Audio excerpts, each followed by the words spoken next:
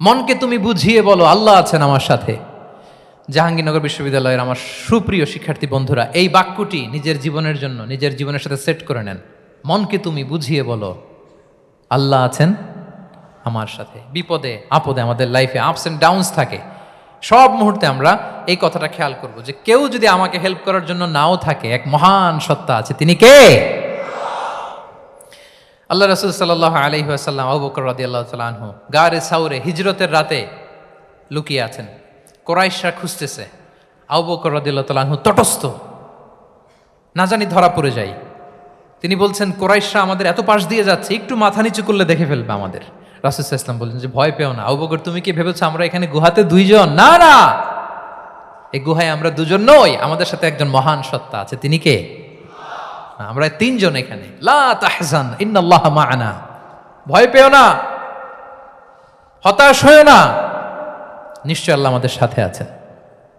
আল্লাহ তাআলা সরাসরি কথাটাকে কোরআনে কোট করেছেন যে লা তাহজান ইন্নাল্লাহা মা'ানা। তাহলে সুপ্রিয় বন্ধুরা, এই বাক্যটা আমাদের খেয়াল রাখতে হবে যাদের মধ্যে ফ্রাস্ট্রেশন কাজ করে, যে মনকে তুমি বুঝিয়ে বলো কে আছেন আমার সাথে? আল্লাহ আছেন আমার সাথে। এরকম কোরআনের পরতে পরতে অনেক আয়াত পাবেন। লা তাইয়াসু মির রাউহিল্লাহ ইন্নাহু লা ইয়াইয়াসু মির রাউহিল্লাহি ইল্লাল কওমুল কাফিরুন, আল্লাহর রহম থেকে নিরাশ হয়ো না।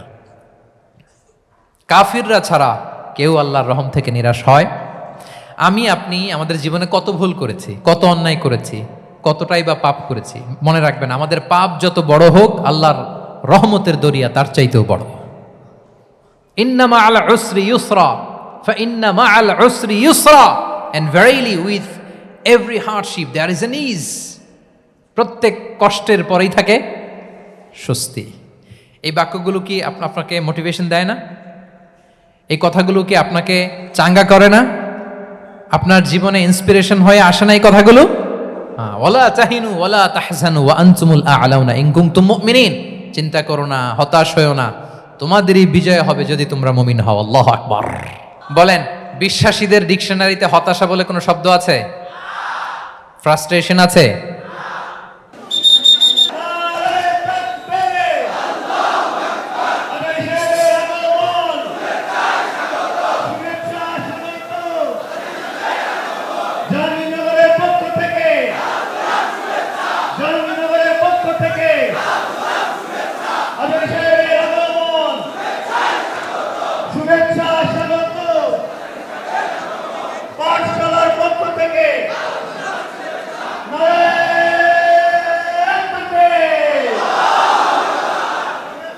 কোনো যদি কিন্তু তবে ছাড়া আল্লাহর আদেশের সামনে নিজেকে উজাড় করে দেওয়ার নাম হচ্ছে ইসলাম। আল্লাহর আদেশের সামনে কোনো যদি কিন্তু তবে ছাড়া নিজেকে সাবমিট করা, এই সাবমিসিভ অ্যাটিটিউডের নাম কি? সবাই বলুন তো। তাহলে আপনি পিক অ্যান্ড চুজ করতে পারবেন না যে এটা আমার ভাল লাগে, এটা আমার সাথে যায়, সো আমি এটা নিলাম, এটা আমার সাথে যায় না, সো এটা থেকে আমি দূরে থাকলাম, তাইলে এটা ইসলামিক লাইফস্টাইল হলো না। এই কনসেপ্টটা কি ক্লিয়ার সবার কাছে? এটা একটা total package, it's a total project, it's a holistic programme. আপনি আপনার সুবিধা মতো এখানে কাটছাট করতে পারবেন না, নিলে পুরোটাই নিতে হবে। তো আমরা অনেকে আবার কাটছাট করি নিজের মন মতো। তাদেরকে উদ্দেশ্য করে আল্লাহ তাআলা বলছেন আফাতুমিনুনা বিবা'দিল কিতাবি ওয়া তাকফুরুনা বিবা'দ, তোমরা কি আল্লাহর কিতাবের কিছু অংশ মানো আর কিছু অংশ তোমরা অস্বীকার করো? এটা তোমাদের পলিসি? জেনে রেখো, ওয়ার্নিং দিচ্ছেন যে তোমাদের পলিসি যদি এইটা হয়, তাহলে এই দুনিয়াতে আছে তোমাদের জন্য লাঞ্ছনা, আর আখিরাতে তোমাদেরকে শাস্তির মুখোমুখি হতে হবে। তাহলে কাটছাট করার সুযোগ নেই। আমরা যেটা করি, নামাজ, রোজা, হজ, জাকাতের মতো এই যে আনুষ্ঠানিক ইবাদতগুলো, এগুলোতে আমরা ইসলামকে খুব মানি, ইসলামের অনুশাসন মানি। কিন্তু আমাদের ব্যক্তি জীবন, পারিবারিক জীবন, সামাজিক জীবন, আমার ডিলিংসগুলো, আমার ট্রেড, আমার বিজনেস, আমার ব্যবসা, আমার বিয়ে শাদি, আমার বিহেভিয়ার, এগুলোকে অনেক সময় আমরা ইসলামের অনুশাসন অনুযায়ী মানতে চাই না। এগুলোর ক্ষেত্রে আমরা অনেক সময় ইসলামের অনুগামী হই না। এইখানে একটা ঝামেলা রয়ে গেছে আমাদের।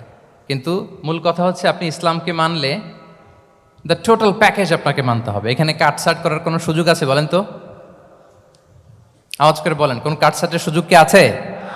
না, কারণ কমপ্লিট প্যাকেজ, কমপ্লিট প্যাকেজ। জীবনের প্রতিটি অঙ্গনকে ইসলামের অনুশাসন দিয়ে সাজানো, বা জীবনের প্রতিটি অঙ্গনে ইসলামকে অনুশীলন করার নামই হচ্ছে ইসলামিক লাইফস্টাইল। মূলত ইসলামই একটা lifestyle. Islam is not merely a set of beliefs and rituals, rather it's a lifestyle. Islam নিজেই একটা lifestyle that emphasises justice, spirituality, integrity and modesty. আপনি যদি নিতে চান আপনাকে পুরোটাই নিতে হবে, তাহলে কাটছাট করার সুযোগ নেই। এটা হচ্ছে প্রথম first and foremost reminder tonight যে ইসলাম একটা টোটাল প্যাকেজ, একটা কমপ্লিট প্রোগ্রাম, একটা হোলিস্টিক প্রোগ্রাম। এখানে পিক অ্যান্ড চুজ করতে পারবো না আমরা। আপনি যদি আমাকে ইসলামী লাইফস্টাইলের উপরেই সেমিনারে কথা বলতে বলেন, I must say you have to take the entire package, পুরোটাই আপনাকে নিতে হবে। এই আইডিয়াটা ক্লিয়ার হয়েছে আমাদের সবার কাছে? সবার কাছে ক্লিয়ার তো? তাহলে পিক অ্যান্ড চুজ করবো নাকি? শুনি নাই সবার কাছ থেকে। পিক অ্যান্ড চুজ করা যাবে? কাটছাট করা যাবে?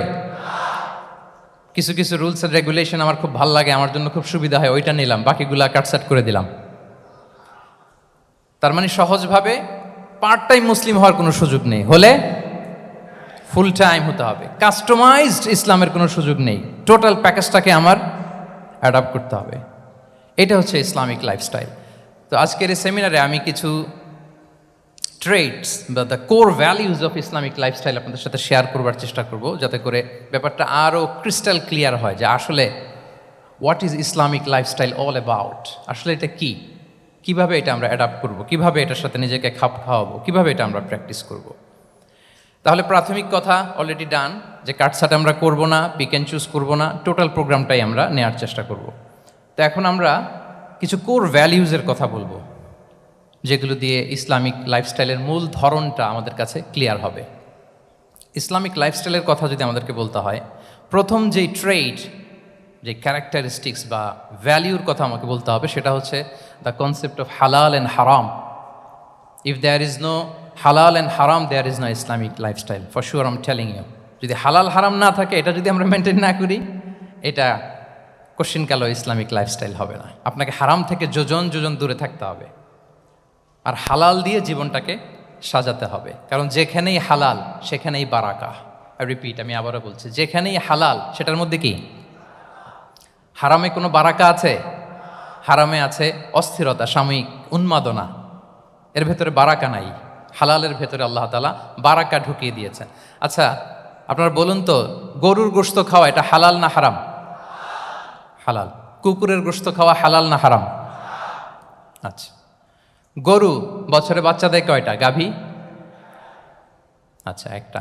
কুকুর দেয় কয়টা? কয়টা? 7টা, 8টা, 10টা? ফ্যামিলি প্ল্যানিং নাই তো? দেদারসে দিচ্ছে।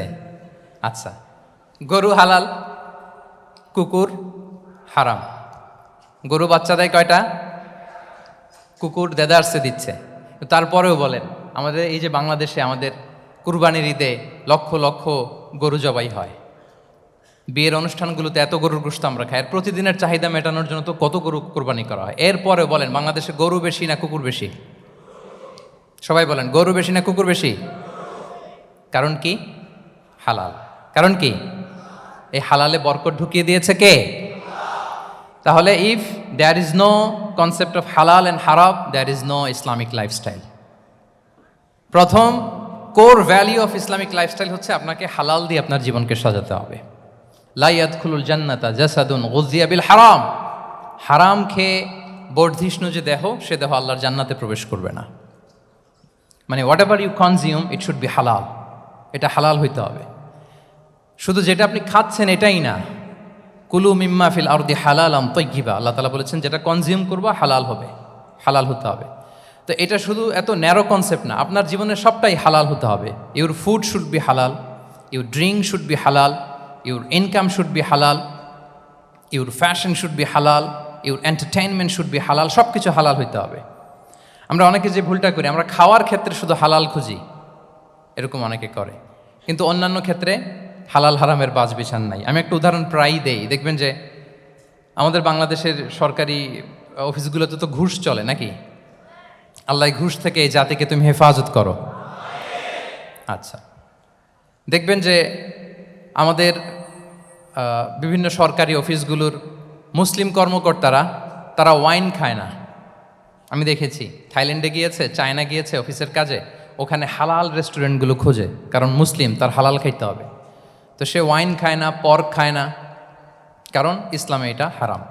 আবার অনেক হিন্দু কর্মচারী সে আবার গরুর গোশত খায় না, কারণ কি তার ধর্মে ওইটা হারাম। কিন্তু এই মুসলিম কর্মচারী, হিন্দু কর্মচারী দুইজনের নির্বিশেষে মাশাআল্লাহ ঘুষ খায়। এরকম হয় না? দেখেন, মুসলিম ওয়াইন খায় না, পর্ক খায় না, তার ধর্মে হারাম। আমার হিন্দু ভাই গরুর গোশত খায় না, এটা তার ধর্মে হারাম।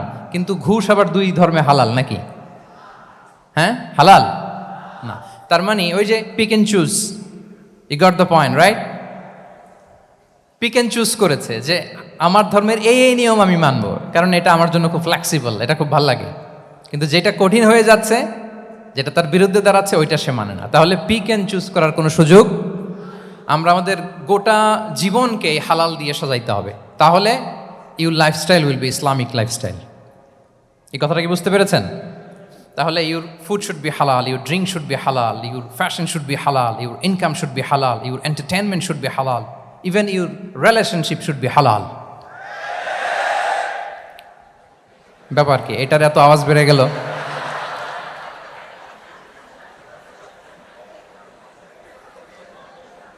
এটা কমন পড়ে গেছে নাকি? আচ্ছা বলেন, হালাল রিলেশনশিপ কোনটা বলেন? এই যে, এই তো আসল জায়গায় হাত দিছি বোধহয়। আমাদের শিক্ষার্থী বন্ধুদের মধ্যে বিবাহিত আছি আমরা? হ্যাঁ, কারা কারা আছে দেখি তো।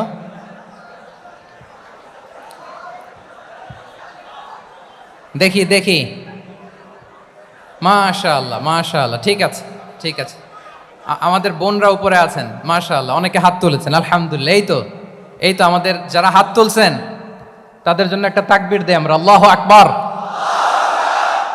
এই যে আপনারাই বলেছেন, আমার কোনো লিগ্যাল অপিনিয়ন দেওয়ার প্রয়োজন হচ্ছে না, যে হালাল রিলেশনশিপ হচ্ছে বিয়ে।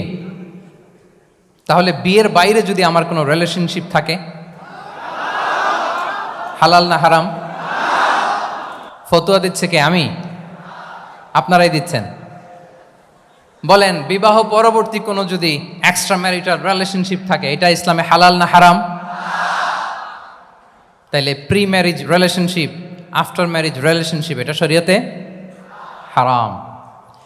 তো এই হারাম যদি আমি এই হারামের সাথে যদি নিজেকে জুড়ে দেই, তাহলে আমার লাইফস্টাইল এটা ইসলামিক লাইফস্টাইল হতে পারে না। আমরা বিয়ের মতো পবিত্র বন্ধনের মধ্য দিয়ে আমরা আমাদের দাম্পত্য জীবনকে উপভোগ করব। আল্লাহ তৌফিক দান করুক। এই যে অনেকে হাত তুলে ফেলছে, মাশাআল্লাহ, তার মানে সেকেন্ড ইয়ারে আছে, ফার্স্ট ইয়ারে আছে, থার্ড ইয়ারে আছে, আলহামদুলিল্লাহ, হালাল রিলেশনশিপে তারা গিয়েছে, মাশাআল্লাহ। তাহলে হালাল এন্ড হারামের ব্যাপারে যদি আমরা বলি, আমাদের পুরো জীবনের প্রতিটি অঙ্গন আমরা হালাল দিয়ে সাজাবো। কি বলেন? পারা যাবে তো ইনশাআল্লাহ? হারামের সাথে আমাদের কোনো সম্পর্ক আছে? হ্যাঁ, আমরা সবকিছু হালাল দিয়ে সাজাবো তো? হারামকে আমরা না বলে দিব না, নো। আজকের এই জহির রায়হান মিলনায়তন, না এটা কি নাম? জহির রায়হান মিলনায়তনের এই হলরুম থেকে হারামকে আমরা লাল কার্ড দেখাই দিলাম। কি বলেন? হারামকে আমরা নো বলবো, আওয়াজ করে বলো নো। ওকে, নো টু হারাম। তাহলে দ্য কনসেপ্ট অফ হালাল অ্যান্ড হারাম আশা করি আমাদের কাছে ক্লিয়ার। আমরা হালাল দিয়ে নিজেদের জীবনকে সাজাবো, হারামের সাথে আমাদের কোনো সম্পর্ক নাই। তাহলে একটা ট্রেইট আমরা শেয়ার করলাম, একটা কোর ভ্যালিউ শেয়ার করলাম, যে আমরা যদি হালাল মেনটেন করতে পারি আমাদের জীবনে, এটা হচ্ছে one of the core values of Islamic lifestyle. 2 নম্বর হচ্ছে, ইসলামিক লাইফস্টাইলটা বেসিকলি এটা একটা প্রোডাক্টিভ লাইফস্টাইল। মানে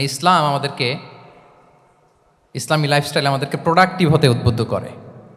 আপনার দিন শুরু হবে অনেক সকালে, প্রোডাক্টিভিটি নিয়ে অনেক লম্বা আলোচনা করা যেতে পারে। আমি ছোট্ট একটা পয়েন্ট যদি আজকের এই হলরুমে শেয়ার করি প্রোডাক্টিভিটি নিয়ে, যে ইসলামিক লাইফস্টাইল হচ্ছে আপনি একেবারে সকাল সকাল আপনার দিন শুরু করবেন। Early to bed and early to rise makes a man healthy wealthy.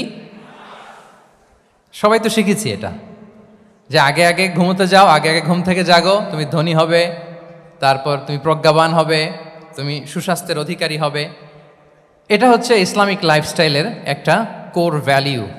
সকাল সকাল দিন শুরু করা, মানে সানরাইজের আগে আমার সকাল শুরু হবে।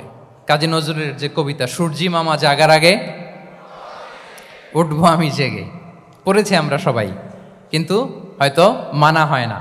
তো এই যে সকাল সকাল ঘুম থেকে ওঠা, এটা যদি আপনার মধ্যে না থাকে, এটা ইসলামিক লাইফস্টাইল হতে পারে না। You must be a morning person.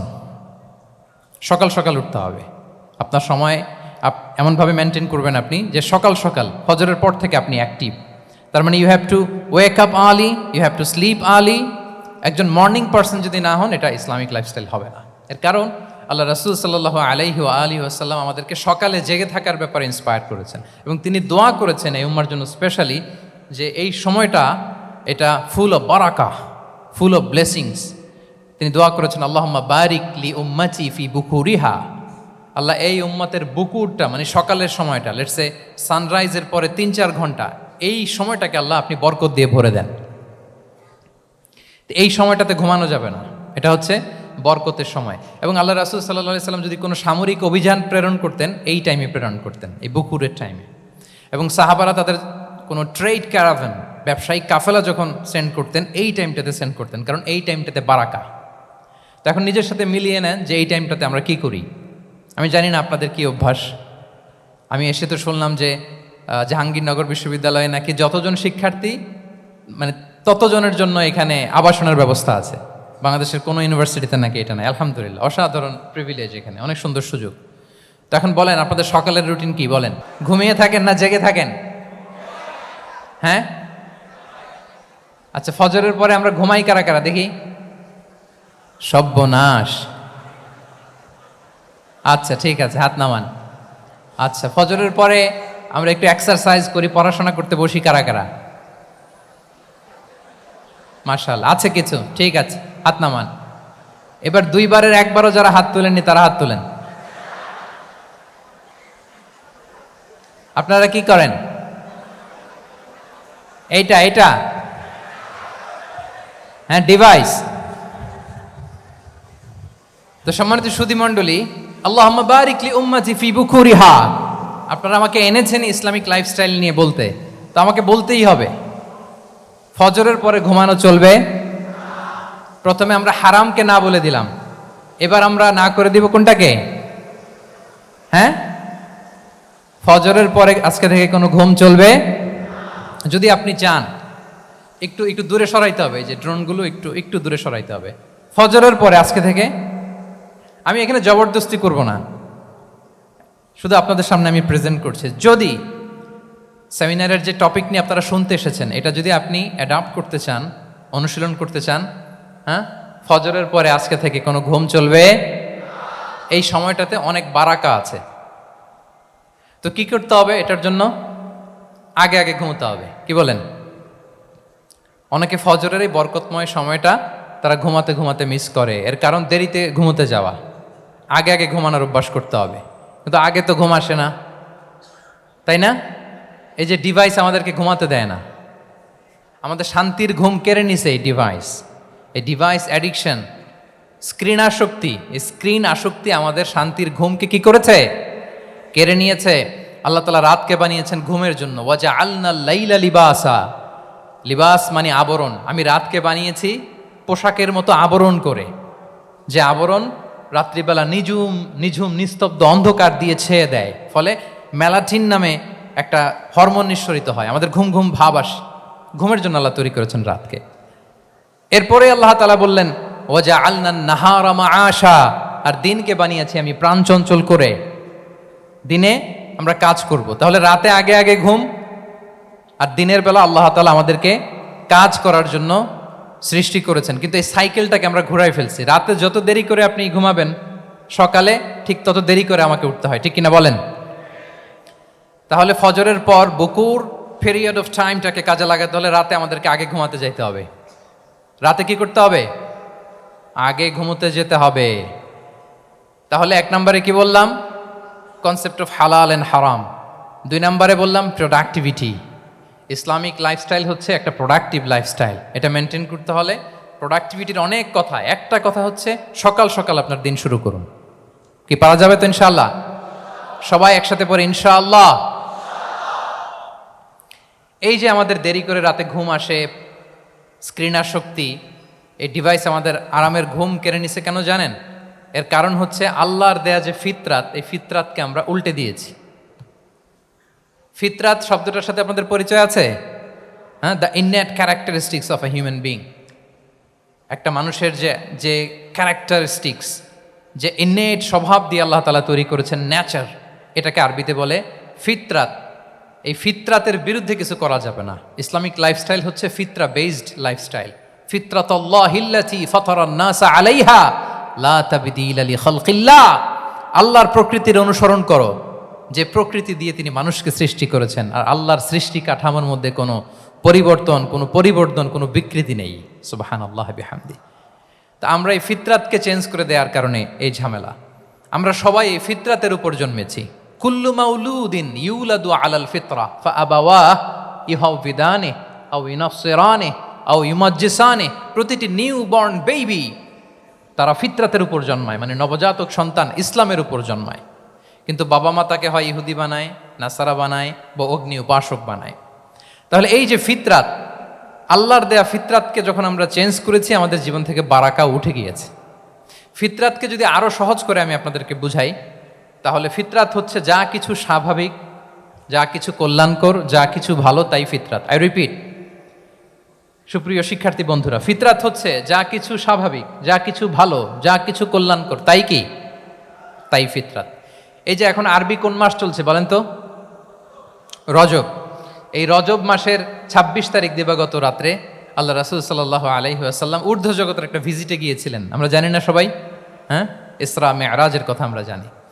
So এই মেরাজ রজনীতে আল্লাহ রাসূল সাল্লাল্লাহু আলাইহি ওয়া আলিহি ওয়াসাল্লাম ফিতরাত, মানে what is the essence of ফিতরা, এটা বোঝানোর জন্য এই হাদিসটা আমি শেয়ার করছি। মেরাজে যখন গেলেন, জিবরিল আলাইহিস সালাম ওনাকে 2টা পেয়ালা দিলেন। তিনি বললেন, উচি চুবি ইনা আইন, আমাকে 2টি পেয়ালা দেয়া হলো। ফি আহাদিহিমা লাবান ও ফিল আখারি খামর। এক পেয়ালায় ছিল দুধ, আরেক পেয়ালায় ছিল মদ। ফা আখাজতুল লাবান ওয়া শারিবতু। যখন 2টা অপশন দেয়া হলো, 2টা পেয়ালা, আমি দুধের পেয়ালাটা নিলাম এবং সেটা পান করলাম। তখন জিবরিল আলাইহিস সালাম বললেন, আসাবতাল ফিতরা, মানে you are guided to the ফিতরা, আপনি সঠিকটাই নিয়েছেন। যেটা ফিতরা, যেটা নেওয়া উচিত, আপনি ওইটাই নিয়েছেন। তাহলে এখন আরো সহজ হবে। যদি 2টা পেয়ালা দেয়া হয়, একটা মদের পেয়ালা আর একটা দুধের পেয়ালা, তো আমরা নিব কোনটা বলেন? হ্যাঁ, তাইলেই ফিতরা হবে। তাহলে কি হবে?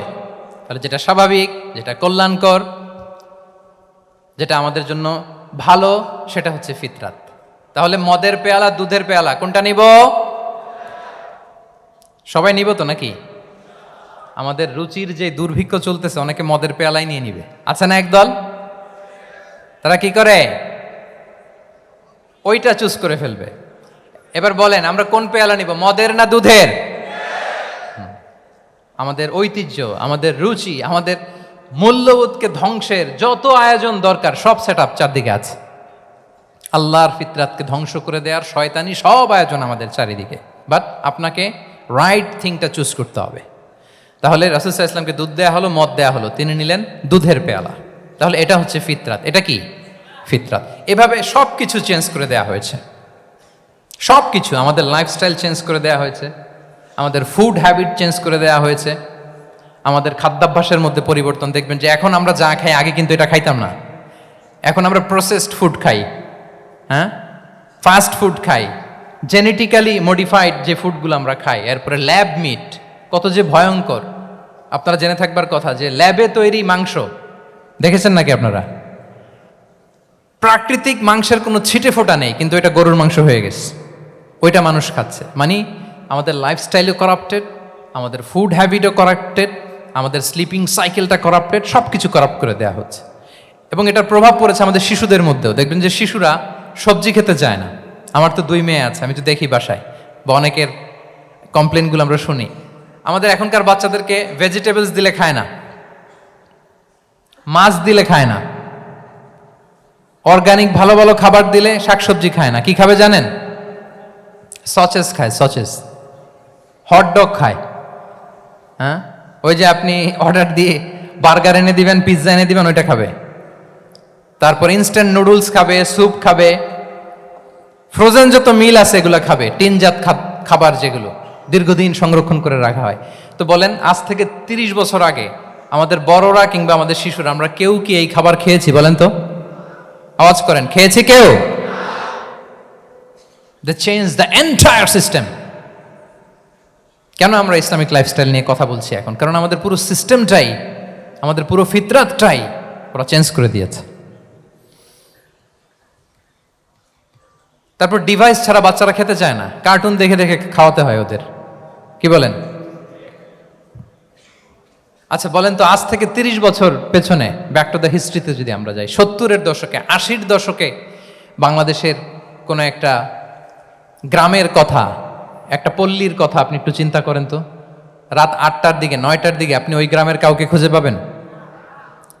70-এর দশকে, 80-র দশকে একটা গ্রামের, একটা গ্রামীণ একটা পরিবেশের কথা যদি চিন্তা করেন, রাত 8টায় সবার কি অবস্থা বলেন তো? আপনি তো ঘুম খুঁজে পান না, আপনার তো ইনসমনিয়া। আমাদের এখন ট্যাবলেট খাওয়া লাগে না ঘুমের জন্য? আমাদের তো ইনসমনিয়া হয়ে গেছে এখন। কিন্তু আজ থেকে বেশি দূরে না, 30 বছর আগের একটা গ্রামীণ পরিবেশের রাত 8টার পরিবেশ হচ্ছে সবাই ঘুম। আমরা তারও 2 বা 3 ঘন্টা পরে ডিনার করব, কিন্তু ওনাদের মাগরিবের আগে বা পরে ডিনার করে ফেলছে, এশার নামাজ পড়েই কি 1-2 জন না, পুরো গ্রাম জামাতে ঘুম। পুরো গ্রাম জামাতের সাথে ঘুম। তো যে লোকটা 8টার দিকে ঘুমালো, উঠবে কখন বলেন? রাত 3টার পর ওর ঘুম আসবে? আর হ্যাঁ, ঘুমেরও তো একটা লজ্জা শরমের ব্যাপার আছে, আর কত থাকবে এখানে, কি বলেন? আপনি তো ঘুমাতে যান রাত 2টায়, আর আজ থেকে 30 বছর আগে আমার বাংলাদেশের একটা গ্রামীণ পরিবেশে রাত 8টার দিকে সবাই ঘুম। আমরা এখন যেই টাইমটাতে ঘুমোতে যাই, ওই সময় ওনাদের অর্ধেক ঘুম শেষ। ফজরের নামাজ পড়ে আমাদের বাপ চাচারা কি করতো? হ্যাঁ, একটু ব্যাক টু দ্য হিস্ট্রিতে তাকান না। ফজরের নামাজ পড়ে এক বল পান্তা ভাত খাইতো। আমরা তো এখন এতটুক খাইলে আমাদের এটা বার্ন করার জন্য দৌড়াইতে হয় 5 কিলো, জিমনেশিয়ামে যাইতে হয়, কত আয়োজন, কত ওয়ার্কআউট করা লাগে। এক বল কাঁচামরিচ দিয়ে, পোড়ামরিচ দিয়ে ভাত খেয়ে চলে যাইতো ফসল খেতে। দুপুরে আবার এক বল, খাইতে বসলেই এক বল। আমরা সারা মাসে খেতে পারি না এক বল। আচ্ছা, কি খেত? খাওয়ার আইটেমটা দেখেন তো, কোনো ফরমালিন আছে? কথা বলেন। কোনো মেডিসিন ছিল না, একেবারে ফ্রেশ, হ্যাঁ, পিওর অর্গানিক। নিজেদের মাঠ থেকে আনা যে ধান, ঢেকি ছাটার ধান দিয়ে ভাত খেত। বাড়ির পুকুরের মাছ, কোনো ফরমালিন নাই। নিজের চাষ করা সবজি খেত, গোয়ালের দুধ খেত। আমরা অনেকে মনে করি যে আমাদের এই যে সায়েন্স অ্যান্ড টেকনোলজিক্যাল অ্যাডভান্সমেন্টের যুগে আমরা বোধহয় খুব সুখে আছি, আমাদের দাদা পরদাদারা বোধহয় এত সুখ করে যায় নাই। ওনারা যে সুখ করে গেছে তা আমরা চোখেও দেখি নাই। আমার দাদা পরদাদারা যে সুখে লাইফ লিড করেছে তার অর্ধেকও আমরা করতে পারি না। তারাই আসলে শান্তির, সুখের, আনন্দের সময়টা তারা কাটিয়েছে। তাহলে সম্মানিত সুধীমণ্ডলী, পুরো আমি আপনাদেরকে বোঝানোর চেষ্টা করছি যে ইসলামিক লাইফস্টাইল নিয়ে why we should talk about Islamic lifestyle. কারণ পুরো সিস্টেমটাকে তারা কলাপস করেছে, করাপ্ট করেছে। The food habit, the lifestyle, the sleeping style, সব চেঞ্জ করেছে। তো এই জন্য আল্লাহর দেয়া ফিতরাতকে যেন আমরা প্রিজার্ভ করি, আমরা সচেতন হই। এখনই যদি সচেতন না হই, ডিজাস্টার আমাদের জন্য অপেক্ষা করছে। Just wait and see. তাহলে ইসলামিক লাইফস্টাইল হচ্ছে একটা ফিতরা বেসড লাইফস্টাইল। এই ফিতরাকে আমাদেরকে প্রিজার্ভ করতে হবে। তাহলে 3টা পয়েন্ট বলে ফেলছি অলরেডি, যদি আপনাদের মনে থাকে। প্রথমে কি বলেছিলাম? হালাল, হালাল দিয়ে জীবন সাজাবো। 2 নম্বরে প্রোডাক্টিভিটির জন্য কি করব? রাতে দেরি করে ঘুমাবো, তাহলে আগে আগে ঘুমাবো, ফলে আগে আগে ঘুম থেকে জেগে কাজ শুরু করব। 3 নম্বরে ফিতরা, মানে আল্লাহর দেয়া প্রাকৃতিক যেই নিয়ম, মানে আলোর সাথে সাথে আমার জীবন শুরু, আলো নাই আমিও ঘুমায় পড়বো, কি বলেন? আপনি উন্নত দেশে তো তাই হয়। জাপানে আমি কয়েকবার গিয়েছি, আগে আগে ঘুমায় পড়ে। ইভেন আমেরিকাতে আমি কয়েকবার গিয়েছি, অনেক অনেক শহরে 8টার পরে সুপার শপ বন্ধ, 8টার পরে ঘুম এরা। আমরা হাঁটছি কোন দিকে? আমরা একটু নিজেদেরকে প্রশ্ন করি। তাহলে 3 নাম্বার হচ্ছে ফিতরা বেসড যে লাইফস্টাইল, এটার দিকে আমাদেরকে ফিরে আসতে হবে। 4 নাম্বার হচ্ছে মডেস্টি, শালীনতা। One of the core values of Islamic lifestyle. এই শালীনতা আমরা হারাতে বসেছি। মডেস্টি বললে অনেকে শুধু কাপড় চোপড় নিয়ে চিন্তা করে যে ছোট কাপড় বড় কাপড়। Modesty is not about only clothing but also your behaviour, your dealing, your overall character. শুধু আপনি মডেস্টি শালীনতা বললে কাপড় চোপড় নিয়ে চিন্তা করবেন না। এটা আপনার মডেস্টি ইন ইউর স্পিচ, আপনার কথার মধ্যেও শব্দ চয়নেও মডেস্টি থাকতে হবে, আপনার বিহেভিয়ারে মডেস্টি থাকতে হবে, আপনার ডিলিংসে মডেস্টি থাকতে হবে। এই শালীনতা আমরা হারাচ্ছি। তার বিপরীতে আমাদের সমাজে অশ্লীলতার প্রসার হচ্ছে, লাজুকতা হারিয়ে যাচ্ছে। লাজুকতা, লজ্জা শরম থাকা, এটা যে কত বড় নেয়ামা। যেই জাতি একবার এটা হারিয়ে ফেলে আর কোনো কিছু দিয়ে জোড়াতালি দিয়ে এটা তারা রিভাইভ করতে পারে না। এই যে ওয়েস্ট তো এখন যা যা আমাদেরকে শিখাইছে, যেটাকে আমরা স্ট্যান্ডার্ড মনে করি, আবার তারা ফিরতেছে। এই যে ডিভাইসের কথা বলছি না, আপনি অস্ট্রেলিয়ার খোঁজ খবর নেন, যারা খোঁজ নিয়েছেন তারা জানেন আন্ডার 16 কোনো বাচ্চা সোশ্যাল মিডিয়া ইউজ করতে পারে না অস্ট্রেলিয়াতে। 1 মাস অ্যাপ্লাই করে, কান্ট্রি ওয়াইড অ্যাপ্লাই করে দেখায় ফেলছে। Facebook, including Facebook, WhatsApp, Twitter, TikTok, 10টা অ্যাপস যেগুলো বাচ্চাদের মধ্যে এডিকশন নিয়ে আসে, এগুলো সব বন্ধ। জানেন এই নিউজটা? জানেন? মানে ফিরতেছে, উল্টা ফিরতেছে। এই যে শালীনতার কথা আমরা বলি, এটা হারাচ্ছে। রাসূল সাল্লাল্লাহু আলাইহি ওয়াসাল্লাম বলেন, যার শালীনতা নাই, ইযা আলাম তাস্তাহি ফাসনা মা শি'তা, যখন তোমার লজ্জা শরম থাকবে না, যা মনে চায় তাই করো। শিশু মোহাম্মদ চলে গেল সেই বনু সাআদে। ছোট্ট মোহাম্মদ কাঁদে না কখনো, ক্ষুধা লাগলেও কাঁদে না, ব্যথা পেলেও কাঁদে না। কিন্তু ছোট্ট মোহাম্মদের প্রাইভেটসের জায়গা থেকে কাপড়টা যখন সরে যেত, শিশু মোহাম্মদ কেঁদে দিত। সুবহানাল্লাহ, শালীনতা। ইদা আলাম তাস্তাহি ফাসনা মা শি'তা। রাসূল সাল্লাল্লাহু আলাইহি ওয়াসাল্লাম বলেছেন, যদি তোমার লজ্জা শরম না থাকে, লজ্জা শরমের মাথা যদি তুমি খাও, তুমি সব করতে পারবা, তোমাকে দিয়ে সব সম্ভব। তাহলে এই শালীনতা, এটা অনেক বড় নেয়ামা। সম্মানিত বন্ধুরা, আজকে দিনকে দিন আমাদের সমাজ থেকে শালীনতা হারিয়ে যাচ্ছে, লাজুকতা হারিয়ে যাচ্ছে। নারী পুরুষ উভয় দিক থেকে, বিশেষ করে আমাদের বোনদেরকে টার্গেট করা হয়েছে। নারীদেরকে, আমাদের বোনদেরকে, তাদেরকে প্ররোচিত করা হচ্ছে, তাদের সামনে আইডিয়া হাজির করা হচ্ছে যে নারী যত বেশি নগ্ন হতে পারে সে তত বড় সাহসী নারী। বলেন, আমাদের সমাজে পত্রপত্রিকা আপনারা দেখেন না এটা? যে নারী নিজেকে যত এক্সপোজ করবে সে তত বড় কি সাহসী নারী, এই তকমা তাকে দেয়া হচ্ছে। এটা টোটাল কমপ্লিট শয়তানের একটা মিশন। শয়তানের প্রথম মিশন হচ্ছে বনি আদমকে বিবস্ত্র করা। কি করা? আল্লাহ তাআলা আদম আলাইহিস সালাম, হাওয়া আলাইহিস সালামকে বলেছিলেন যে নিষিদ্ধ গাছ যেও না, খেও না। শয়তানের প্ররোচনায় খেয়ে ফেলেছিলেন, সাথে সাথে জান্নাতের পোশাক খুলে পড়েছে। তার মানে শয়তানের প্রথম মিশন হচ্ছে মানুষকে কি করা? নগ্ন করা। মানুষকে কি করা? নগ্ন করা। তাহলে আমাদের বোনদেরকে এমনভাবে তাদের সামনে উপস্থাপন করা হচ্ছে, প্ররোচিত করা হচ্ছে এবং বলা হচ্ছে নগ্নতার পথে যে বেশি হাঁটে সে নাকি তত সাহসী নারী। নাউযুবিল্লাহি মিন যালিক। তাহলে এই যে মানব জাতিকে বস্ত্রহীন করা, এটা শয়তানের একটা মিশন। তার বিপরীতে ইসলাম নারীকে সম্মান দিয়েছে, সম্মান করেছে। যে ঘরে প্রথমে কন্যা জন্মায়, খায়রুকুম মান বুখিরা বিল উনসা, সে ঘরটাকে আল্লাহ তাআলা বরকতময় করে দেয়। 2 সন্তান তো 2 জান্নাতের দরজা ওপেন। 2 কন্যা সন্তান, 3 কন্যা সন্তান তো 3টা জান্নাতের দরজা ওপেন। সুবহানাল্লাহ। স্ত্রী হয়ে যখন ঘরে যাবে, যে ব্যক্তি তার স্ত্রীর কাছে সেরা, পরিবারের কাছে সেরা, সে সবার কাছে সেরা, সে আল্লাহর কাছে সেরা। সুবহানাল্লাহ। এবং কোনো মা যদি সন্তান জন্ম দিতে যে মারা যায়, কিয়ামতের দিন আল্লাহ তাআলা ওই মাকে শহীদদের কাতারে দাঁড় করাবেন। আর যদি সেফলি সন্তান ভূমিষ্ঠ হয়, আল্লাহ বলে মায়ের পায়ের নিচে ওই সন্তানের বেহেশত। সুবহানাল্লাহ। কিভাবে নারীর স্টেটাস, মর্যাদাকে ইসলাম বাড়িয়েছে। এবং এই যে ইসলাম যে নারীকে যে ভিআইপি হিসেবে কনসিডার করে, হ্যাঁ, ইসলামের দেয়া নারীর ড্রেস কোড নিয়ে আমাদের অনেকের কত কথা, কত ক্রিটিক। এটা কেন করে? কারণ Islam consider women as a queen. ইসলাম তো নারীকে রানী হিসেবে কনসিডার করে। কি হিসেবে বলেন?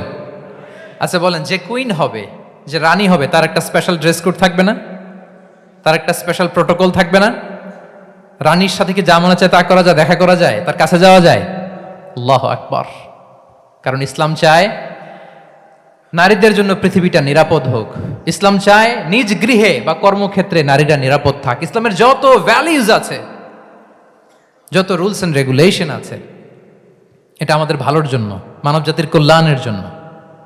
তাহলে এই অশ্লীলতা থেকে আমাদের যোজন যোজন দূরে থাকতে হবে। If you talk about Islamic lifestyle, আমাদেরকে শালীনতা, মডেস্টি ফিরিয়ে আনতে হবে। You have to maintain modesty. আমি যদি আরো ডিপে যাই, দেখেন এই যে প্রত্যেকের হাতে এক একটা করে পর্ন হাব হয়ে গেছে এখন, হয়েছে না? পর্নোগ্রাফির সয়লাভ, বিকৃত যৌনাচারের সয়লাভ। এখন নতুন নামে, নতুন মোড়কে, LGBT নামে আমাদের সমাজে নানা মোড়কে আমাদের সামনে উপস্থাপন করা হচ্ছে। শুনেছেন না এগুলো? আপনারা নাম শুনেছেন? এই যে ট্রান্সজেন্ডারিজম, নাম শুনছেন না? নিজের দেহ কাটাকাটি করে দিব্যি পুরুষ, 4 সন্তানের বাবা, এখন হঠাৎ করে বলে যে আমি মনে মনে নারী, তো সোসাইটি যেন আমাকে নারী স্বীকৃতি দেয়। বায়োলজিক্যালি দিব্যি নারী, 3 সন্তানের মা, এখন বলে যে এখন আমি মনে মনে ভাবতেছি পুরুষ, তো আমাকে পুরুষ হিসেবে তুমি কনসিডার করো। আল্লাহর দেয়া ফিতরাত, এই যে বলছি উল্টায় ফেলতেছে, এই ফিতরাতকে ধ্বংস করার সবচেয়ে জঘন্যতম এই নতুন যেটা বাজারজাত করা হচ্ছে যে আইডিওলজি, এটা হচ্ছে ট্রান্সজেন্ডারিজম। অধিকারের মোড়কে, তাও আসতেছে কিভাবে, কিসের মোড়কে বলেন তো? রাইটসের কথা বলে, যেটা একটা রাইটস। এজন্য সম্মানিত সুধীমণ্ডলী, শালীনতার কোনো বিকল্প নেই। If you want to take care of yourself, if you want to take care of your family, your society, you have to maintain modesty. কোনো বিকল্প নেই, সাবধান হইতে হবে আমাদেরকে। তাহলে 4 নম্বরে কি? শালীনতা, মডেস্টি। শালীনতা হচ্ছে ইসলামিক লাইফস্টাইলের ভূষণ। এখন পরিকল্পিতভাবে এই শালীনতার কবর রচনা করা হচ্ছে আমাদের সমাজে। আপনারা কি রাগ করতেছেন? কথা ক্লিয়ারলি বুঝতে পারতেছেন? আমি যদি রয়ে শয়ে কথা বলি তা বুঝতে পারবেন আপনারা? ক্লিয়ারলি মেসেজগুলো আমি আপনাদের সামনে পৌঁছে দিচ্ছি। তাহলে কয়টা গেল? 4টা। হালাল, প্রোডাক্টিভিটি, প্রিজার্ভিং ফিতরা, অ্যান্ড ফাইনালি মডেস্টি। 4টা কাভার। 5 নম্বরে হচ্ছে ইসলামিক লাইফস্টাইল যদি আমরা মেনটেন করি, we must have to be optimistic, hopeful, আশাবাদী হইতে হবে। মুমিনের ডিকশনারিতে হতাশা নেই। আমরা হতাশ হই না, আমরা নিরাশ হই না, আমরা ভরসা রাখি এক মহান সত্তার উপর। আওয়াজ করে বলুন, তিনি কে? শয়তানের মিশন হচ্ছে আমাদেরকে হতাশ বানানো। আমি স্টেজে ওঠার আগে সম্মানিত স্যার বলতেছিলেন যে আপনি একটু আশাবাদী করবেন আমাদের নারী শিক্ষার্থীদের ব্যাপারে, আমাদের ছেলে শিক্ষার্থীদের কয়েকটা ইস্যু স্যার বললেন যে কিছু ফ্রাস্ট্রেশন তাদের মধ্যে কাজ করে। আজকে আপনাদের ডিকশনারি থেকে ফ্রাস্ট্রেশনকে একেবারে অমিট করে দিয়ে যাব। বলেন, বিশ্বাসীদের ডিকশনারিতে হতাশা বলে কোনো শব্দ আছে? ফ্রাস্ট্রেশন আছে? কারণ শয়তানের মিশন হচ্ছে আমাদেরকে হতাশ বানানো। কি বানানো?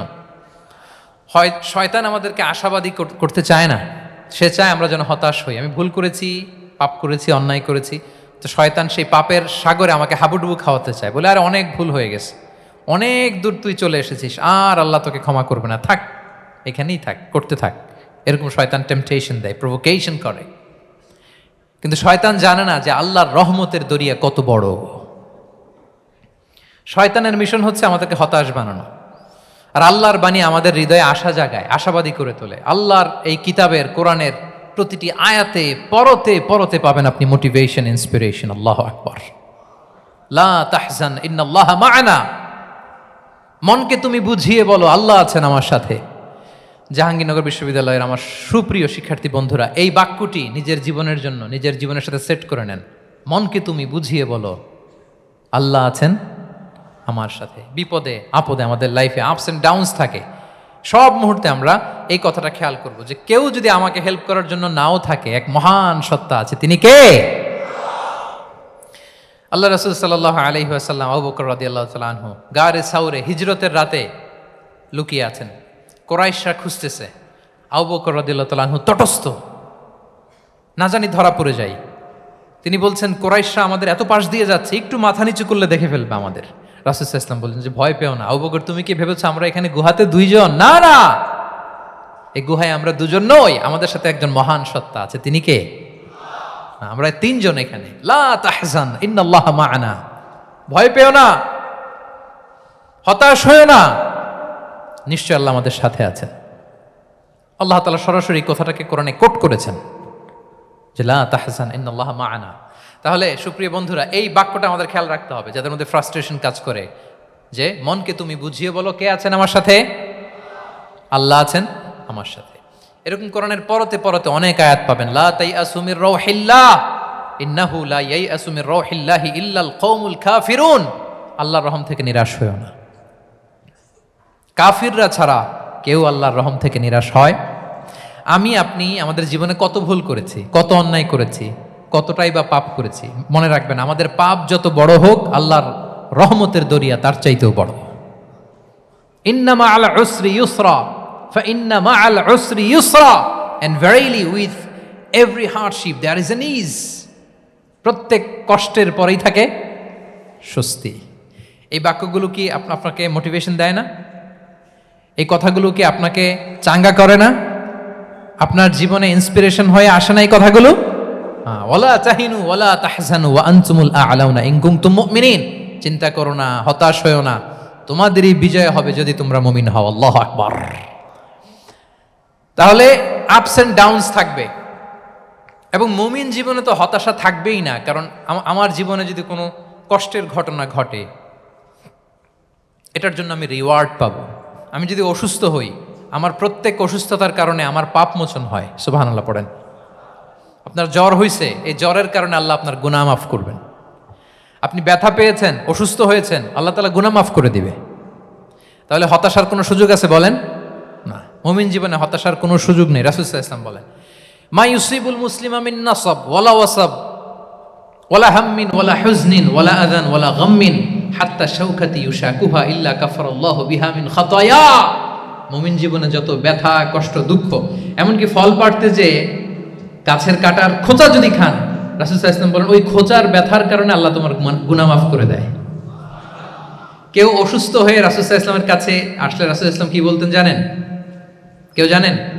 লা বাস আলাই তুহুরুন ইনশাআল্লাহ। তিনি বলতেন, আরে don't worry about it, it will cleanse up your scenes.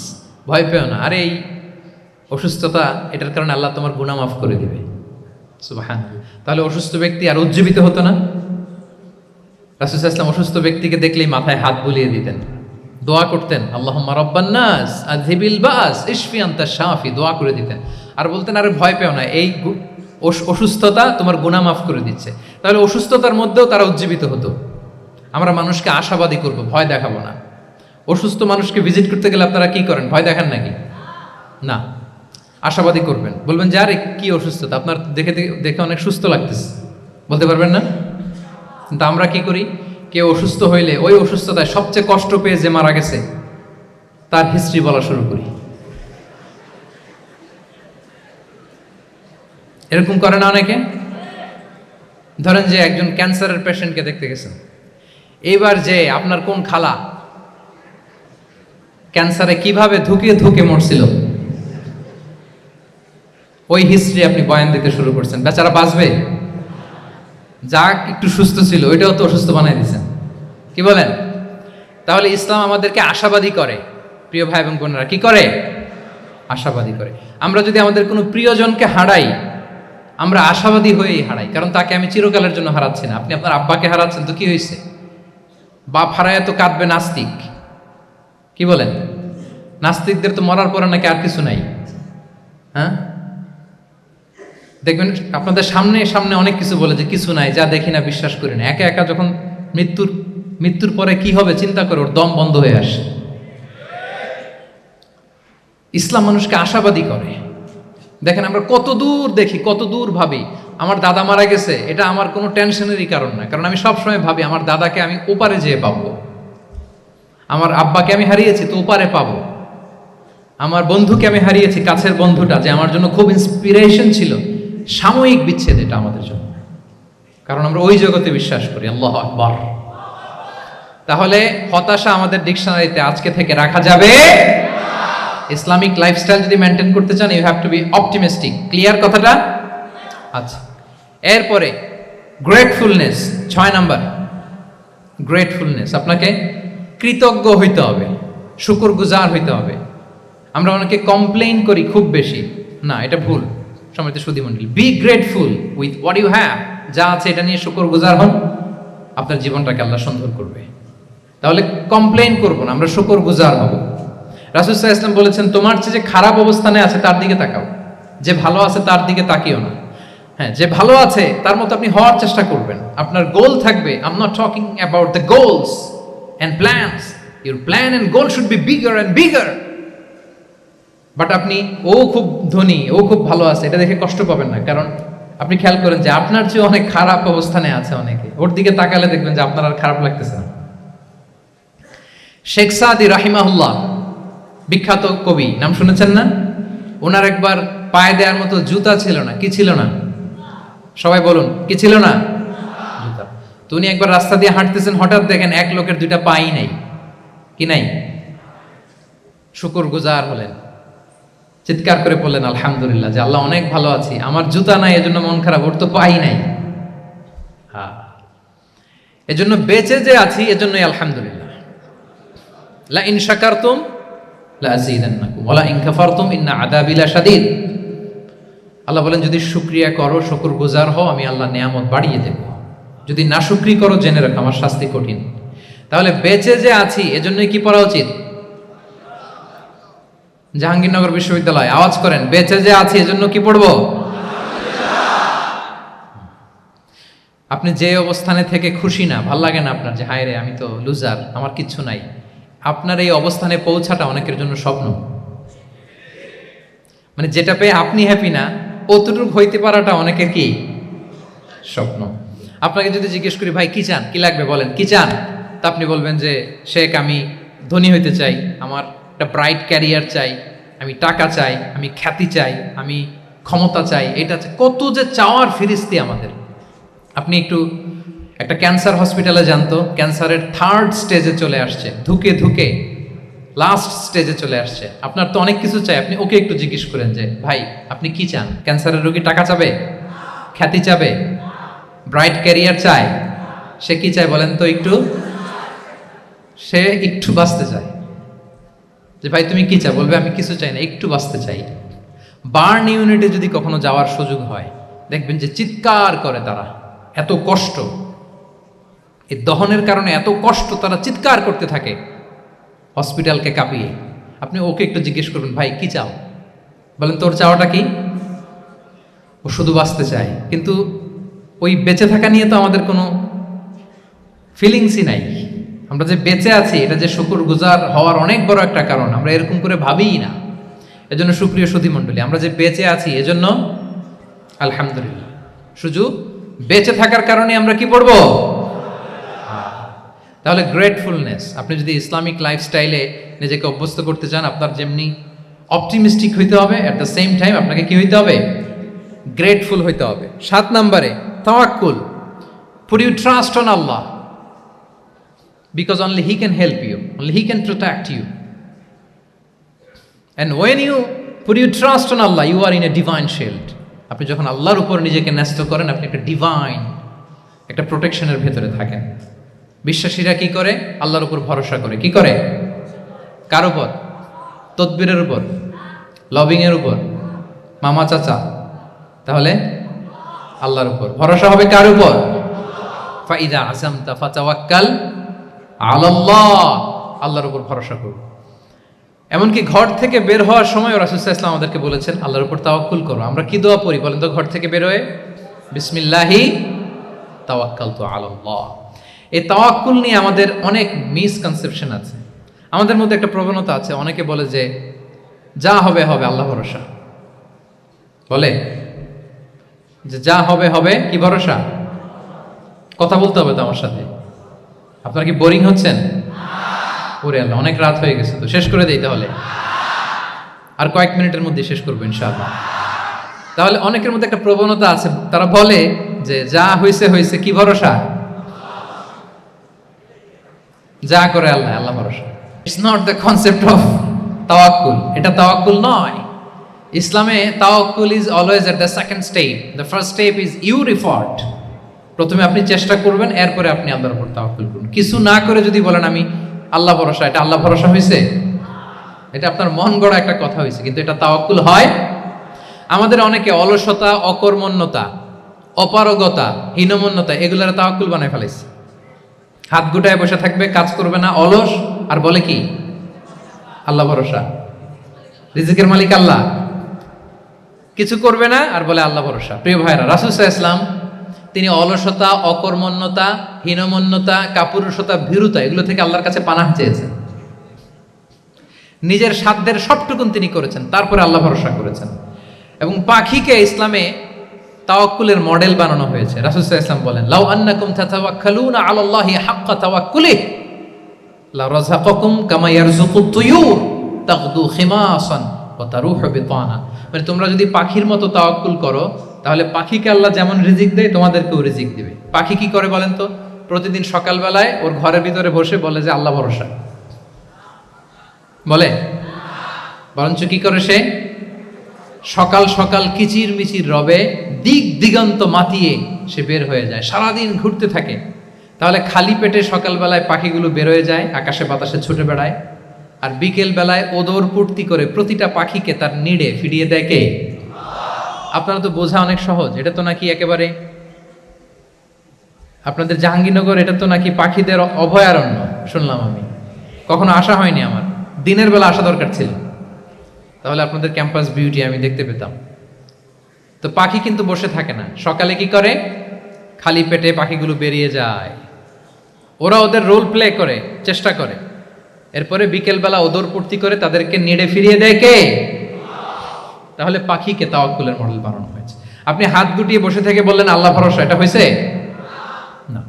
আপনি আপনার সর্বোচ্চটুকুন চেষ্টা করবেন, সব করার পরে এরপরে আপনি বলবেন আল্লাহ ভরসা। তাহলে তাওয়াক্কুল হলো প্রথমে যে কোনো জিনিস অ্যাচিভ করার জন্য পরিকল্পনা করা, তারপর সে পরিকল্পনা বাস্তবায়নের উপায় বের করা, তারপর বিভিন্ন উপায় উপকরণের সাহায্য নিয়ে সেটা অ্যাচিভ করার জন্য প্রাণান্তকর প্রচেষ্টা চালিয়ে যাওয়া, অবশেষে ফলাফলের জন্য কার উপর নির্ভর করা। দিস ইজ কল্ড তাওয়াক্কুল। এখন আমি কিছুই করলাম না, বললাম যে যা করে আল্লাহ, তাওয়াক্কুল হয়েছে তো না? আমাদের সমাজে দুইটা ধারণা। কেউ কেউ বলে আরে আমি তো সব করব, তাওয়াক্কুলের দরকার কি? Absolutely wrong. আবার অনেকে মনে করে আল্লাহই সব করে দিবে, এটাও absolutely wrong. The concept of Islam is in between this two extreme lines. এই দুইটার মাঝখানে হচ্ছে তাওয়াক্কুল। তাহলে তাওয়াক্কুলের মেকানিজম হচ্ছে আমার সাধ্যের সবটুকুন আমি করব, তারপরে আল্লাহ সাহায্য আসবে, সেজন্য আমি তাওয়াক্কুল করব। আপনারা মুসা আলাইহিস সালামের ঘটনা জানেন। উনি যখন বনি ইসরাইলকে নিয়ে লোহিত সাগরের সামনে আসলেন, ফেরাউন তার সৈন্য নিয়ে ধাওয়া করলো, আল্লাহ তাআলা সাথে সাথে কি রাস্তা বানাই দিলেন নাকি? সাগরের মাঝখানে না। আল্লাহ বললেন আনিদ্রিব বিআসাকাল বাহর, লাঠি দিয়ে একটা বাড়ি মারো সাগরে। মুসা আলাইহিস সালাম বাড়ি না মারলে তো আল্লাহ রাস্তা বানাতে পারতেন না, না পারতেন না? পারতেন, কিন্তু এটা তাওয়াক্কুলের মেকানিজম নয়। ওনাকে বলেছেন বাড়ি মারো, উনি লাঠি দিয়ে বাড়ি মারলেন, বিশাল রাস্তা হয়ে গেল। মারিয়াম আলাইহিস সালাম যখন ঈসা আলাইহিস সালামকে ডেলিভারি করলেন, ক্লান্ত শ্রান্ত ক্ষুধার্ত, কি খাবেন? আল্লাহ তাআলা বললেন ওয়াহুজ্জি ইলাইকি বিজিযইন নাখলাতি তুসাকিত আলাইকি রুতাবান জানিয়া। মানে মারিয়াম একটু কষ্ট করে উঁচু হয়ে পাশে একটা খেজুর গাছ আছে, ওটা ডাল ধরে টান দাও, টসটসে পাকা খেজুর পড়বে নিচে, ওটা খাও। উনি টান না দিলে আল্লাহ এমনি অটোমেটিক্যালি পাঠাতে পারতেন না খেজুর? আল্লাহ পাঠাননি। তাহলে এই পৃথিবীর সিস্টেম হচ্ছে আপনাকে কষ্ট করতে হবে, আপনার রোলটা আপনাকে প্লে করতে হবে। ইসলামের তাওয়াক্কুল is always at the second step.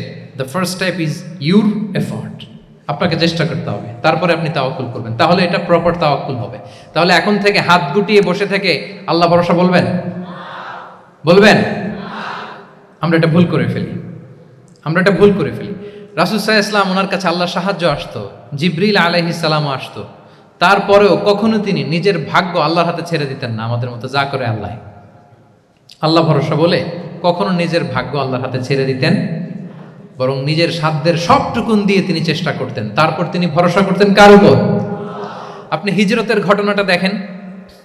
আল্লাহ যেদিন বললেন যে আজ রাতেই তুমি আর আবু বকর হিজরত করো, রাসূল সাল্লাল্লাহু আলাইহি ওয়াসাল্লাম ওই দিন দুপুরবেলা আবু বকর রাদিয়াল্লাহু তাআলা আনহুর ঘরে গেলেন। তিনি কখনো দুপুরবেলা বেরোন না, তিনি কখনো মাস্ক পরে বেরোতেন না। সেদিন তিনি মাস্ক পরে বেরোলেন, খারাজা মুতাকান্নিয়ান, মুখ ঢেকে বেরোলেন। আবু বকর রাদিয়াল্লাহু তাআলা আনহুর ঘরে যেয়ে বলেন, আবু বকর আখরিজ মান ফিল বাইত, ঘরে যারা আছে বের করে দাও, প্রাইভেট আলাপ আছে। আবু বকর রাদিয়াল্লাহু তাআলা আনহু বললেন, ইয়া রাসূলুল্লাহ, আসমা আর আয়েশা একজন তো আপনার পরিবার আর একজন তার বোন, আমরাই তো, বলেন। রাসূল সাল্লাল্লাহু আলাইহি ওয়াসাল্লাম আশ্বস্ত হলেন, বললেন যে আজ রাতেই আমরা হিজরত করব, আজ রাতেই। মক্কা থেকে মদিনা হচ্ছে উত্তর দিকে, কোন দিকে? আপার নর্থ। তিনি মক্কা থেকে মদিনায় হিজরত করবেন উত্তরে, কিন্তু তিনি বের হলেন দক্ষিণ দিক দিয়ে, শত্রুর চোখে ধুলি দেওয়ার জন্য। দেখেন, দিনের বেলা বেরোলেন না, রাতে বেরোলেন। দেখেন, একটার পর একটা প্রিকশন। দুপুরে বেরোলেন, চেহারা ঢেকে বেরোলেন, প্রাইভেসি মেনটেন করলেন। ডেস্টিনেশন এদিকে, বের হলেন এই দিক দিয়ে, সবার চোখের অন্তরালে তিনি বের হলেন। এবং তিনি আবু বকর রাদিয়াল্লাহু তাআলা আনহুকে বললেন, সবাই যেই পথে মদিনা যায় আমরা কিন্তু ওই পথে যাব না, ক্যারাভানগুলো যেই পথে যায় ওই পথে না, সাওয়াহিলি একটা আনইউজুয়াল রুট ধরে আমরা যাব, সাগরের পার ঘেঁষে ঘেঁষে, যাতে ওরা বুঝতে না পারে। এই জন্য আবু বকর রাদিয়াল্লাহু তাআলা আনহু একজনকে ভাড়া করলেন, আব্দুল্লাহ ইবনে উরাইকেত নামে, যে আনইউজুয়াল রাউটটা চিনে, যে সাগরের পাশ ঘেঁষে চলে যাওয়া পথ দিয়ে মক্কা থেকে রাসূল সাল্লাল্লাহু আলাইহি ওয়াসাল্লামকে মদিনায় পৌঁছায়। দুইটা উট তিনি 2 মাস ধরে এটাকে নার্চারিং করে রাখলেন।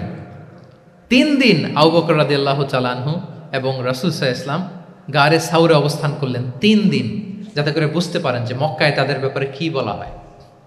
এবং আবু বকর রাদিয়াল্লাহু তাআলা আনহুর ছোট্ট ছেলে আব্দুল্লাহকে অ্যাসাইন করা হলো যে, আব্দুল্লাহ, তুমি তো ছোট মানুষ, তুমি প্রতিদিন মক্কার বাজারে যেয়ে শুনবা যে আমাদের ব্যাপারে কুরাইশরা কি বলে, নিশ্চয়ই তারা তন্ন তন্ন হয়ে আমাদেরকে খুঁজবে, না পেয়ে ওরা কি কি পলিসি নেয় এটা এসে আমাদেরকে জানাবো। সুবহানাল্লাহ। ছোট্ট আব্দুল্লাহ মক্কার বাজারে কে কি বলে শুনে গোয়েন্দার মতো করে, স্পাইয়ের মতো করে সে তথ্যগুলো নিয়ে, খাবার নিয়ে গারে সাউরে প্রতিদিন ইনফরমেশন পাস করে আসতো, আবার খাবার দিয়ে আসতো। আচ্ছা বলেন তো, এই ছোট্ট আব্দুল্লাহ যেই পথে যায়, মরুভূমির উপরে তার ফুটপ্রিন্ট আছে না, আব্দুল্লাহর ফুটপ্রিন্ট। তো কুরাইশরা তো তন্ন তন্ন হয়ে রাসূল সাল্লাল্লাহু আলাইহি ওয়াসাল্লামকে খুঁজতেছে, ডানে বাঁয়ে সামনে পেছনে সব জায়গায়। তারা যদি আব্দুল্লাহর ছোট্ট পায়ের ছাপ পায় আর সেটাই যদি ফলো করে, তাহলে ডিরেক্টলি তারা কোথায় যেয়ে বসবে? রাসূল সাল্লাল্লাহু আলাইহি ওয়াসাল্লামের কাছে, গারে সাউরে। আল্লাহ রাসূল সাল্লাল্লাহু আলাইহি ওয়াসাল্লাম কি করলেন? আবু বকর রাদিয়াল্লাহু তাআলা আনহু কি করলেন?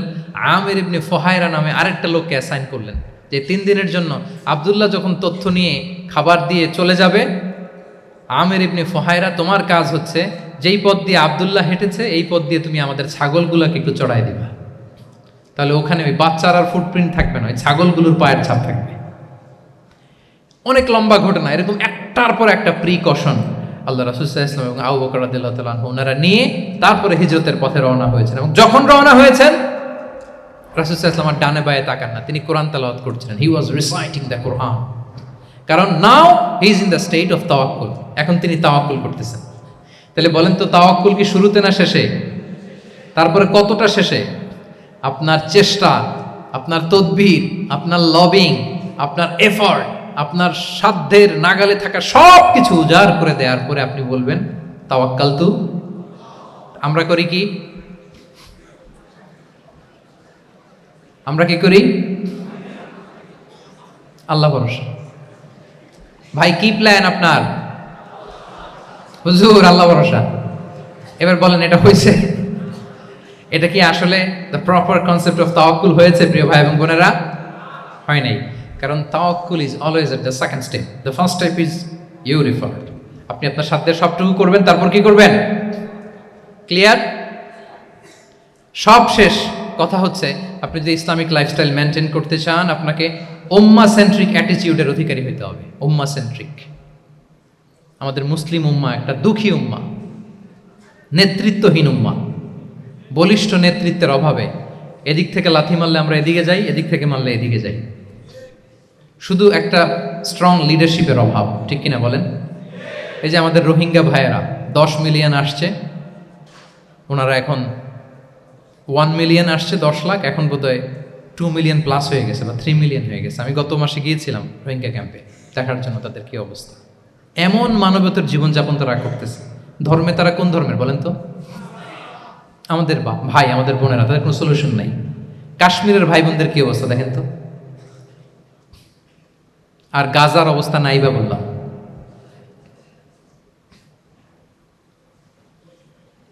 পাখির মতো গুলি করে মারা হয়েছে, মসজিদ ধ্বংস করা হয়েছে, এমনকি খ্রিস্টানদের গির্জা ধ্বংস করা হয়েছে।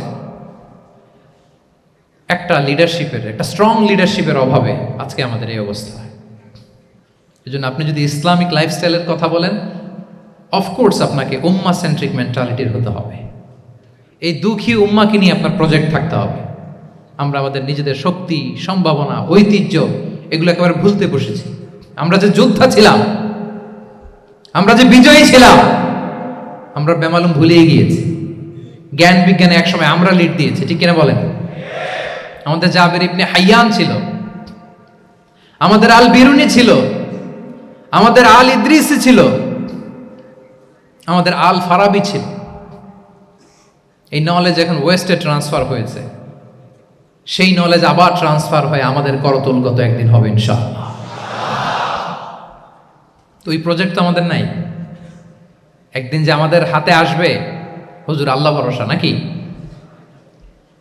শুধু আল্লাহ ভরসা বলে বসে থাকলে হবে?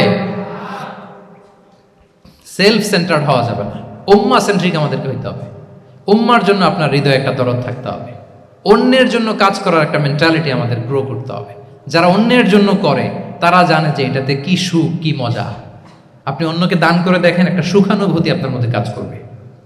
এবং রাসূল সাল্লাল্লাহু আলাইহি ওয়াসাল্লাম বলেন, আল্লাহু ফি আউনিল আবদি মা দামাল আবদু ফি আউনি আখিহি। আল্লাহ তাআলা ততক্ষণ পর্যন্ত বান্দার সাহায্যে থাকে, ওই বান্দার, যতক্ষণ পর্যন্ত এই বান্দা তার ভাইয়ের সাহায্যে থাকে। এজন্য আমাদের প্রতিটি কাজে, পদক্ষেপে আমাদের নির্যাতিত ভাইয়েরা যেন তারা আমাদের চিন্তায় থাকে, তারা যেন আমাদের দোয়ায় থাকে, আমাদের সহযোগিতায় থাকে, এবং উম্মার জাগরণে যেন নিবেদিত হয় আমাদের সকল এফোর্ট, সকল প্রজেক্ট, সকল প্রচেষ্টা। কি পারা যাবে কিনা বলেন? উম্মার জন্য এরকম স্যাক্রিফাইসিং মেন্টালিটি আমাদের থাকার দরকার আছে না নাই বলেন? তাহলে উম্মা সেন্ট্রিক মেন্টালিটি আমাদের করতে হবে সম্মানিত সুধী মণ্ডলী। তাহলে ইসলামিক লাইফস্টাইল নিয়ে যদি আমরা কথা বলি, আমাদের উম্মা সেন্ট্রিক হওয়ার কোনো বিকল্প নাই। আমি যদি পুরো আলোচনার সামারি করি, তাহলে বলতে হবে, শুরুতে আমি যেটা বলেছিলাম যে এখানে পিক অ্যান্ড চুজ করে ইসলামিক লাইফস্টাইল অ্যাডাপ্ট করার আমাদের কোনো সুযোগ মনে আছে? যে কথা দিয়ে শুরু করেছিলাম, পিক অ্যান্ড চুজ করা যাবে মন মতো? না, পুরোটাই মানতে হবে। এবং 8টা, মোস্ট লাইকলি 8টা core values of Islamic lifestyle আমি আপনাদের সাথে শেয়ার করেছি। একটু যদি রিকল করি, 1 নম্বরে কি বলেছিলাম বলেন তো? হালাল, হালাল মেনটেন করতে হবে, হারামের সাথে আমাদের কোনো সম্পর্ক। 2 নম্বরে প্রোডাক্টিভিটি। 3 নম্বরে ফিতরা বেসড লাইফস্টাইল হতে হবে। 4 নম্বরে মডেস্টি। 5 নম্বরে হতাশ হওয়া যাবে না, মনকে তুমি বুঝিয়ে বলো আল্লাহ আছেন আমার সাথে, অপটিমিজম। তারপরে আল্লাহর উপর ভরসা করা, গ্রেটফুলনেস। 7 নম্বরে কোনো কিছু না করে, হ্যাঁ, সব কিছু করার পরে, মাশাআল্লাহ, অ্যাবসলিউটলি রাইট আনসার। সব কিছু আমার সাধ্যের সবটুকুন করার পরে কি করব? কার উপর তাওয়াক্কুল করব, এবং আমরা উম্মাহ সেন্ট্রিক চিন্তা লালন করব, উম্মাহ কেন্দ্রিক। পারা যাবে তো? এই কোর ভ্যালিউজগুলো যদি আপনি মেনটেন করেন, this would be the Islamic lifestyle. সম্মানিত সুধী, ইসলাম আমাদেরকে যে লাইফস্টাইল প্রেসক্রাইব করেছে, সেই প্রেসক্রাইব লাইফস্টাইলই আমাদেরকে সাবস্ক্রাইব করতে হবে। এর বাইরে মুসলিমের কোনো লাইফস্টাইল থাকতে পারে? এর বাইরে অন্য কোনো লাইফস্টাইল আল্লাহর কাছে গ্রহণযোগ্য হতে পারে? আল্লাহ তাআলা আমাদের সবাইকে কথাগুলো বোঝার ও আমল করার তৌফিক দান করুন। সম্মানিত সুধী মণ্ডলী, আমি আবারও পাঠশালাকে শুকরিয়া জানাই, বিশ্ববিদ্যালয় কর্তৃপক্ষকে শুকরিয়া জানাই, এবং দীর্ঘ 1 ঘন্টারও বেশি সময় ধরে আপনারা যারা এই লম্বা আধুনিক যুগে ইসলামিক লাইফস্টাইল শিরোনামের এই সেমিনারে অংশগ্রহণ করলেন, আপনাদের সবাইকে আবারও প্রাণ ঢালার শুভেচ্ছা এবং অভিনন্দন জানিয়ে আমার আলোচনা এখানে আমি শেষ করছি। হাদা মা ইনদি ওয়াল ইলমু ইনদাল্লাহি আলাইহি তাওয়াক্কালতু ওয়া ইলাইহি উনীব। আসসালামু আলাইকুম রহমতুল্লাহি ওবরাকাতুহ। ইসলামিক লাইফ, জীবন গড়ুন কোরআন সুন্নাহর আলোকে।